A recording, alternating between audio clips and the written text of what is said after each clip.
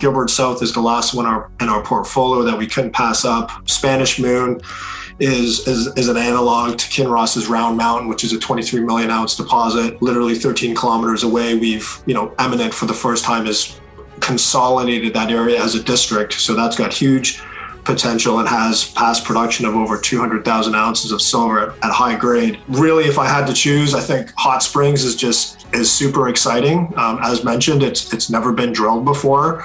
It has huge potential. I view that as a lottery ticket within our portfolio. So right now, I think that I'm just really anxious to see what lies beneath there.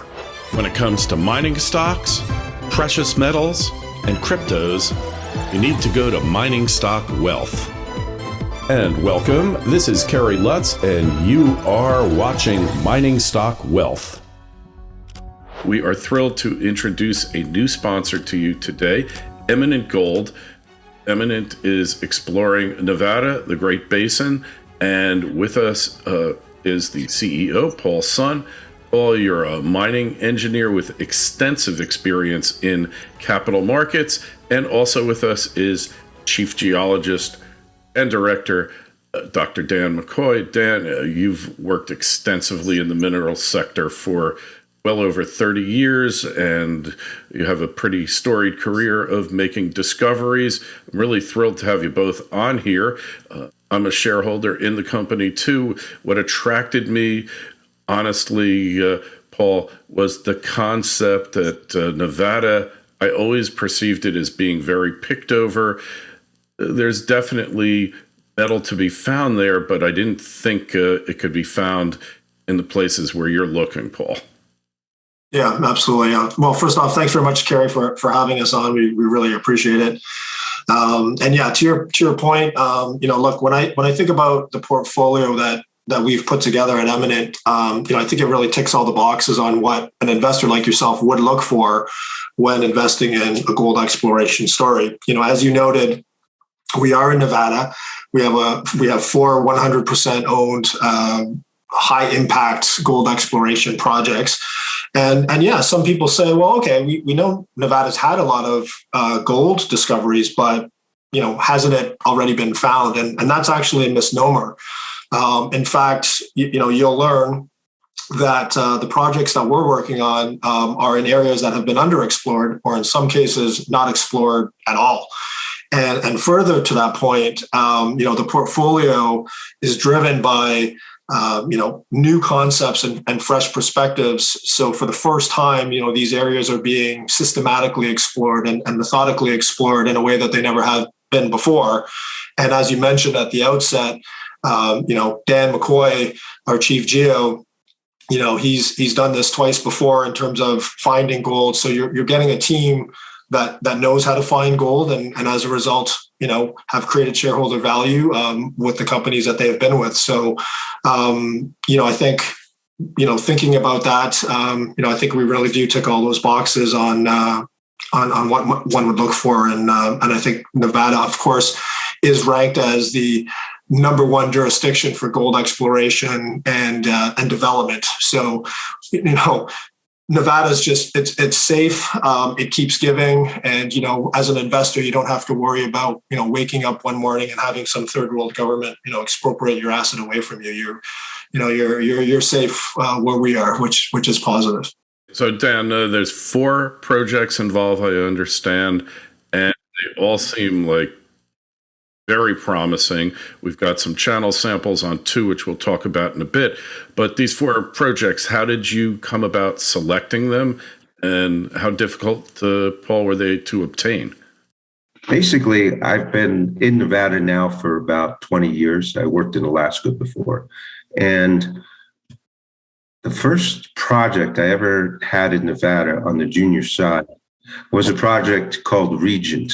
And the person that we did the project with, we had an option agreement, and a part of that option agreement, he got a bunch of shares. And we didn't find anything on his property, but we went to Ghana and found 5 million ounces. And he made a whole lot of money off of Keegan. And therefore, anytime he comes up with a new project, and I really think this guy is the best prospector in Nevada. Anytime he comes up with a new project, we get to look at it first. And so the timing of this has been very good because he, had developed, and one of them I helped him develop, the Spanish Moon Project. We're basically going to be the first ones to be working on these projects for many years. And as Paul was saying, and just to follow up a little bit on him, what he was saying about Nevada, I think Nevada is the same essentially as Ghana. When we went to Africa, to Ghana, everybody was working in two belts, essentially. I mean, vast majority of exploration dollars was either going to the Ashanti belt or the Sepwi belt. We found 5 million ounces in between those two belts in some place where you weren't supposed to be able to find gold. And I think Nevada is the same way. The vast majority of exploration dollars are chasing after either the Carlin Trend or the Eureka Battle Mountain Trend. And amazingly, we are actually lucky to have what I think is the best property in that area. But that was pure luck. And that came in with, the skill of our other geos. But essentially, the other three projects are not in that trend, and none of them have had drill holes in the last 20 years. Some of them haven't had any drilling in like 40 years. So the previous operators were looking for different things than what we're looking for. And we have the opportunity now because we have some we have, essentially 3 PhD geologists, 4 PhD geologists now. So essentially, we have that technical expertise, and we have some modern methods that weren't, able to be used before.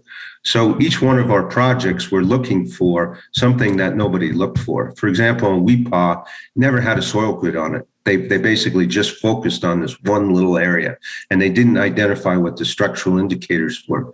And so Weepah, by us saying, like, wait a minute, the structure that's actually carrying the high grade gold is going east-west. It's not going north-south. And so by realizing that, we went out and we actually sampled in the footwall of the open pit and found that some of these more east-west structures were carrying like 60 grams per ton over a meter.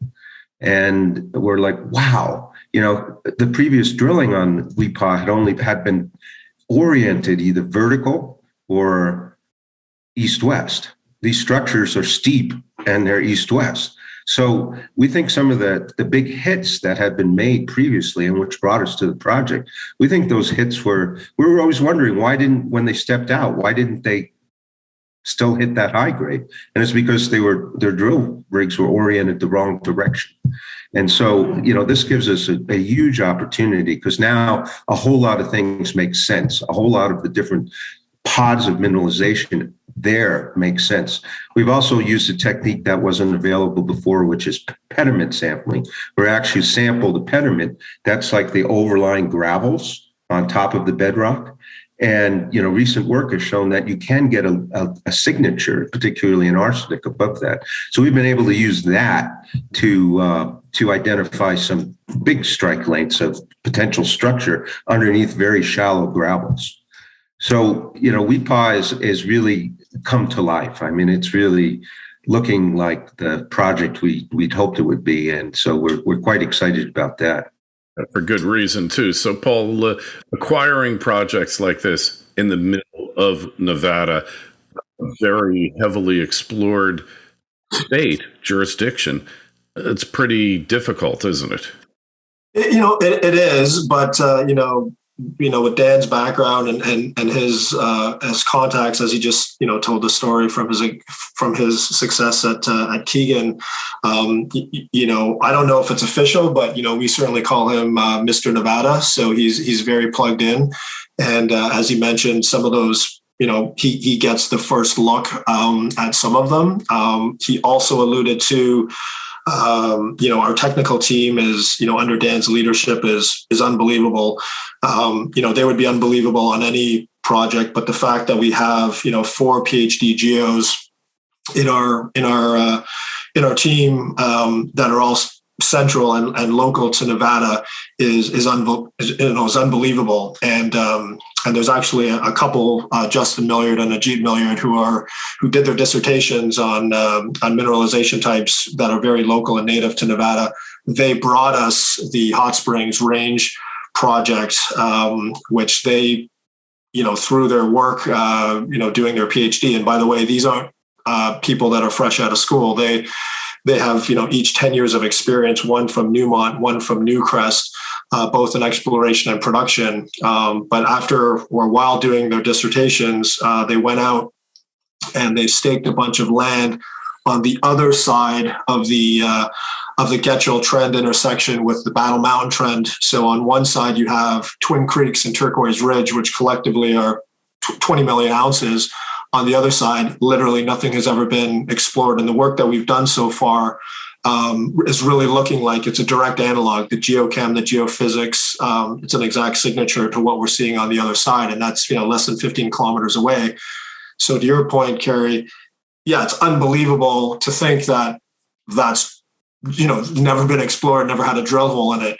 But that came to us, from members of our team. So I think being plugged in, having a great board, we have Ann Carpenter. She's on our board, deep Rolodex in the Southwest US. So we really have a lot of firepower when it comes to, relationships, both technical as well as, in government. So I think, so far so good. We've been lucky in establishing and securing those projects that we have. Hey, so let's talk about Gilbert South, Dan. So that was never properly explored either, and gotten some really good samples there as well.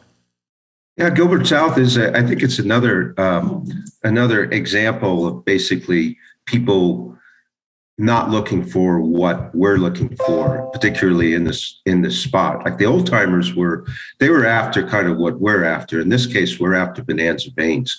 We're getting really high grades there, 30 grams per ton. We're seeing a lot of visible gold in the dumps there. And so the old timers they were on to some pretty good high grade, but all the drilling that was done there in the 80s and 90s was not. If you remember in the 80s, that was the days of heap leach in Nevada. Everybody just wanted shallow oxide. They would come in with RC rigs and they would just pepper the ground with, vertical RC holes, and they either found, oxide deposits or didn't.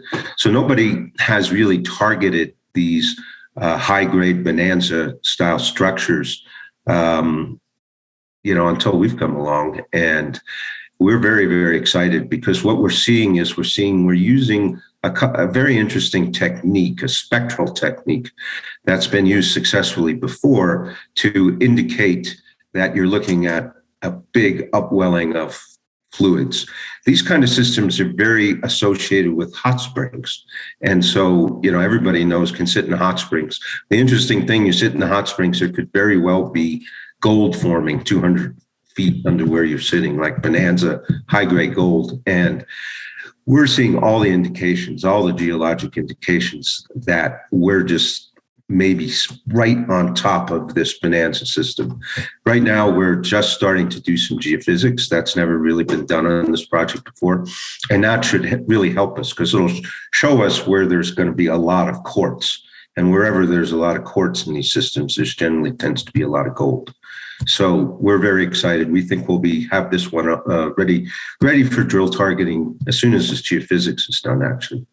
I know you've got 4 projects. They all seem really promising. Paul, is there a favorite that you have here? Yeah, sure. We get asked that a lot, and I don't want to steal Dan's joke, but he always says it's like choosing your favorite child. Each of the 4 projects offers a different opportunity in terms of stage of exploration and path to discovery. So, like as Dan talked about, Weepah is like the low-hanging fruit. Gilbert South is the last one in our portfolio that we couldn't pass up. Spanish Moon is an analog to Kinross's Round Mountain, which is a 23 million ounce deposit. Literally 13 kilometers away. We've, Eminent for the first time has consolidated that area as a district. So that's got huge potential and has past production of over 200,000 ounces of silver at high grade.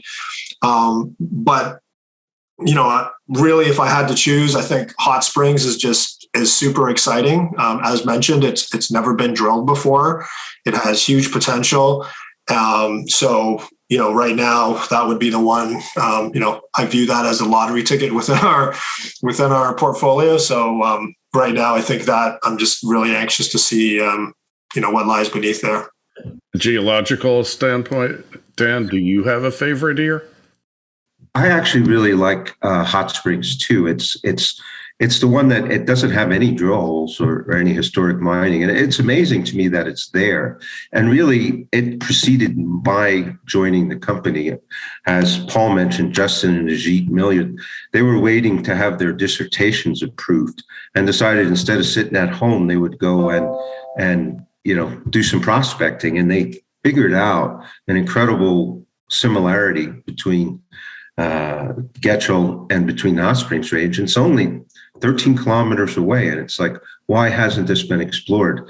And usually those things disappear. Usually, when there wasn't a sample, there wasn't anything done, usually those things don't pan out. In this case, we found everything we're looking for. Every confirmation for the model is there, big soil anomaly, gold up to 2 grams on the surface. That's not even part of the target. And the geophysics has confirmed. The only thing we have to do is drill through a very small layer of post mineral basalt. But it's incredible. So I'm very excited about it, even though it wasn't one of the ones I brought in. I think it's a great project. Yeah, success has 1,000 fathers. Dan. That's right, exactly. Paul, so in terms of news flow, catalysts, in terms of timeline, what are we looking at here? Sure. Yeah. Well, as mentioned, we have 4 projects, so we're going to be active on all 4, getting them ready to that drill ready stage. So that means, as Dan talked about, soil samples, geochem samples, rock samples, geophysics, et cetera. So we're all preparing that on all 4 projects right now. The intention or the hope is to be, drill ready on 2, maybe 3 for the spring. Obviously, we'll see, how things go and how quickly things progress. But yeah, that's basically, we're active on 4 projects, so there'll be ongoing news flow from all 4 projects, getting us ready to the drill ready stage in Q1, and then we'll start punching holes. And obviously, we're now in the exploration mode. We've moved away from the acquisition period. But, when people start hearing that you've come across types of projects, there's going to be interest, and I'm sure that you're getting more opportunities presented. I know you never say never, but what's your attitude towards taking on anything else? Yeah, from my perspective, I think we're pretty good on the 4, as Dan mentioned. By now, he's usually would have killed off a few things. I mean, this is, early stage exploration. So right now we have 4 shots on goal. Who knows what's, going to happen? Obviously the drill always, as they say, tells, is the truth teller. So for now, I think, we're good. We, from my perspective, we were good when we had 3. And as mentioned, when Gilbert South came knocking, it was just too good to pass up. But, as you said, never say never. We're not actively looking.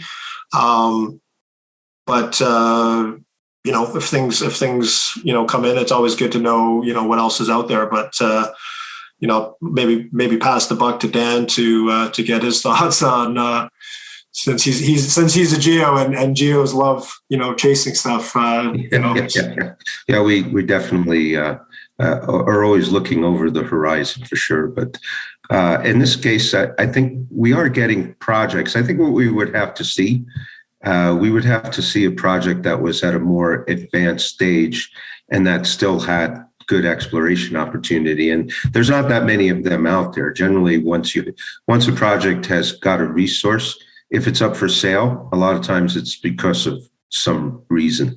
But we still look until, we look at every project that comes in the door, usually a couple a week. We spend a bit of time on it, but we don't allow ourselves to be diverted too much. But, usually it's like, okay, this looks really good, always at the beginning. And then you find out, where the warts are and why it's on the block. That's why I think the opportunity for me, the opportunity has always been kind of earlier stage, because, you're not looking at a retread, you're looking at a whole new idea. And that's where we prefer to be. And in terms of all the supply chain shortages, everything else, Dan, you're so well connected in Nevada. Hopefully you're able to mitigate some of these delays from the labs, et cetera, and finding crews, finding people to actually go out and do the work. Yeah, I think, like I said, the company, when I joined it, already came with a couple of high-powered geos.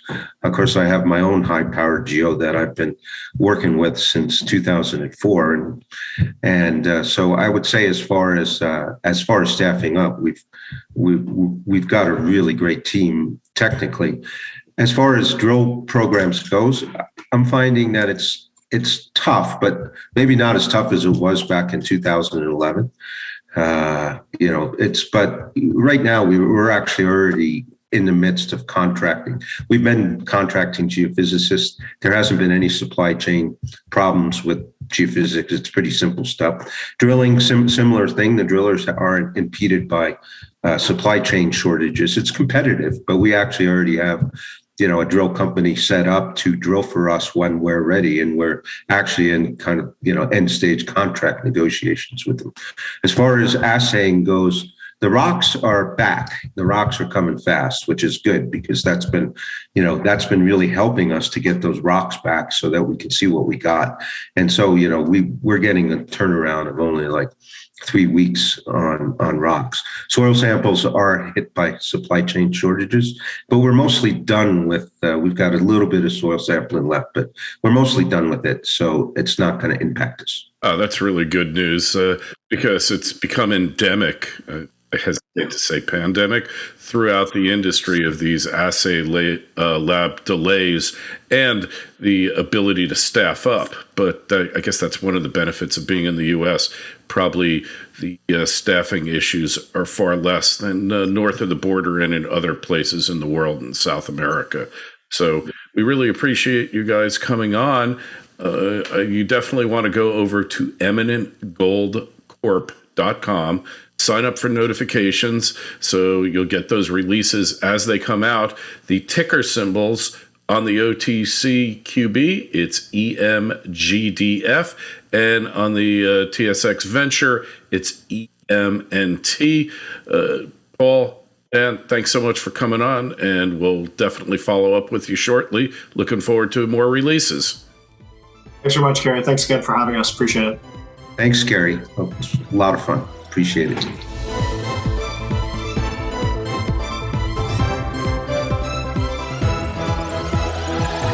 Mining Stock Wealth.